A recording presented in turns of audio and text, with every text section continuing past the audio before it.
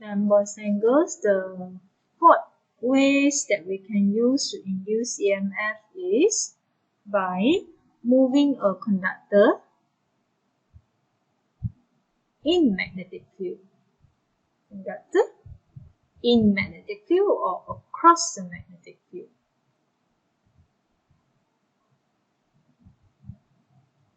Okay, let's visualize it. Let's say this is our magnetic field. I represent it by a cross. So this is our P point into the page. Then we have a conductor. This is our conductor.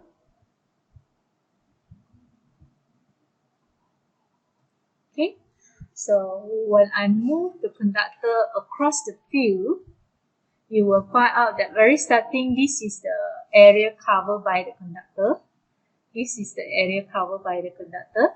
Okay, then I move the conductor across the magnetic field to the right with a velocity v. So, for example, after a certain time of dt, after a certain time interval, the conductor is here. Okay, the conductor is here.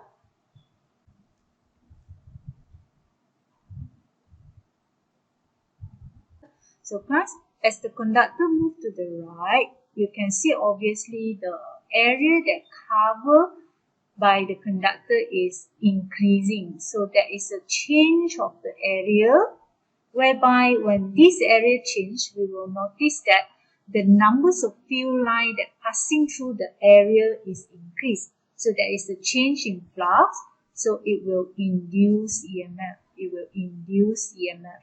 So how we calculate the EMF induced in a moving conductor? The EMF induced in moving conductor across the magnetic field is given by BLV sin theta. B is referred to the magnetic field where we put the conductor. L is referred to the length of the conductor. V is referred to the velocity or the speed, how fast we move the conductor across the magnetic field.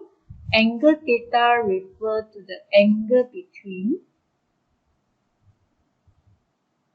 the V and B, the velocity, how fast we move the conductor with the magnetic field. Okay, so this is the equation we use to calculate the EMF induced for a moving conductor across the magnetic field.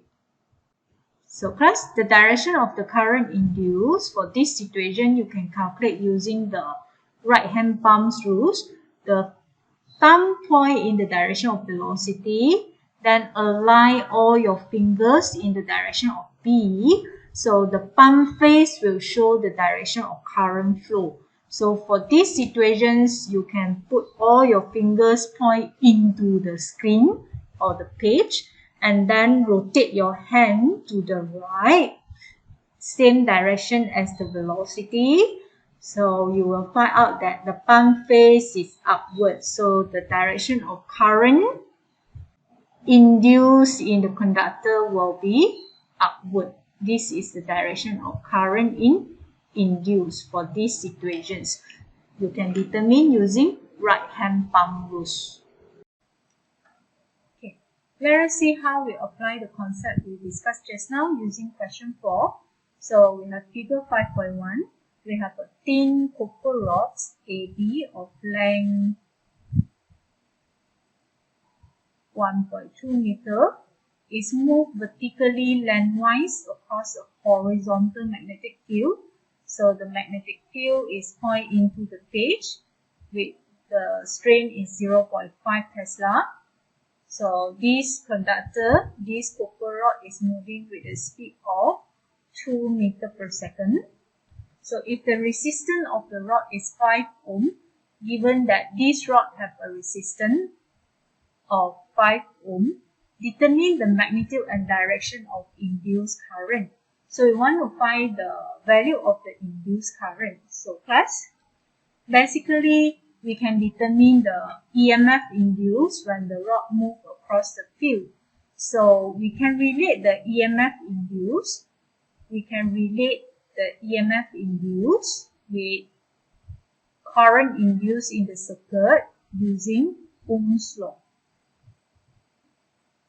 Okay, Ohm's law is the law that will relate the voltage, the EMF with the current and also the resistance. So in order to find the induced current, we have to determine how large is the EMF induced as the rod moves across the field.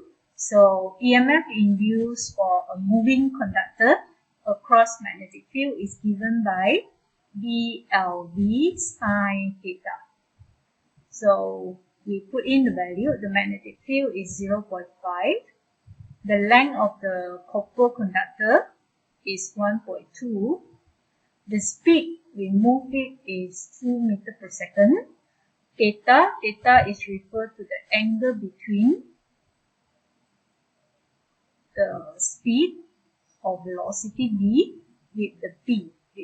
So you can see obviously your B magnetic field is pointing into the page and your velocity is pointing to the right.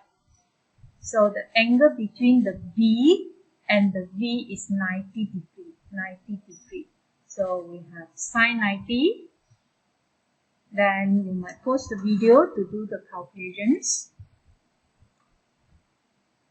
So if you do it correctly, you should get your EMF induced is 1.2 volt. So from the EMF induced, we can relate with the resistance in order to calculate the current induced using Ohm's law. Voltage EMF induced is IR.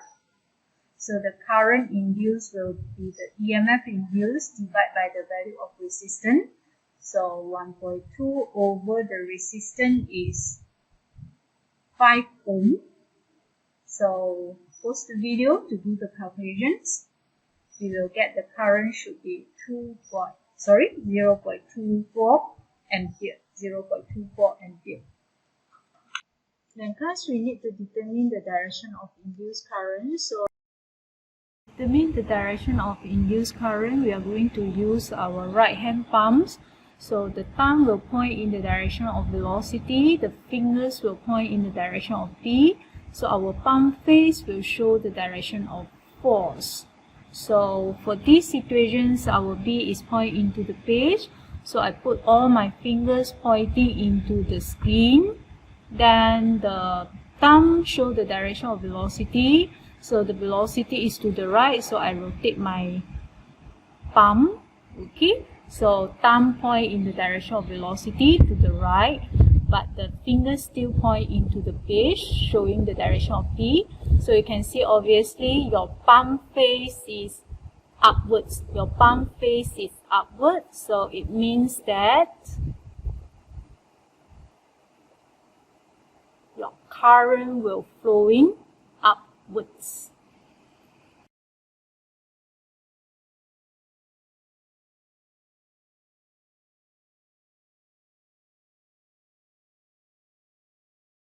So this will be our answer for the direction of current. So the direction of current will be upwards.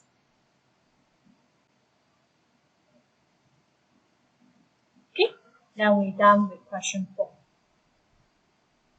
So boys and girls, to enhance your understanding and brush up your problem solving skill for learning outcome 5.2, you might try the past year questions on topic 5, question 1A, 2A, and 8A. Okay, so solve the questions in your past year and then submit via Google Classroom. Okay, with that I end my videos. Thank you for your focus. I shall see you in next video. Thank you. Goodbye. Take care and stay safe.